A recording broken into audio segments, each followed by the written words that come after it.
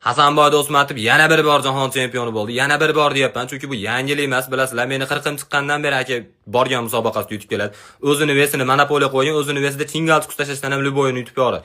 Perchatga taqqanni gapni ko'ryapti. Kadeo Madridda 22 ta bo'lsa, bitta gol hisobiga yutsa gapirsam u akam bitta jali odamimiz gapirmasam bo'lmaydi to'g'risi. Shu bir kishilik talp olib qo'ygan. Bir kishilik talp emas. Bitta o'zi uradi, 5-6 kishi urgandek ko'radi. Bu kariyeschi odamni tishiga tushadi. Hasanboychi urganda raqib sachiga kariyes tushib ketdi, ko'rdinglarmi? Biqini yurib tishini tomirlarini ko'rsatib, peshanasiga varikoz chiqqan odamni ko'rganmisizlar? U tashni qo'yib ketdi. Oy, bo'ydan oldin men Bahodir deb esida tushar edi degan ekan. Oy, ko'k unaqa to'polon qilma deyishgan. Hech yo'q, ikkiga bir urishadi degan ekan, ham unashmayapti. Yo'q, unaqa qilma deyishibdi. Oxiri ko'rgan bo'lsa, birinchi raund urgandan keyin hali trenerini ko'rdinglarmi? Raqib trenerini.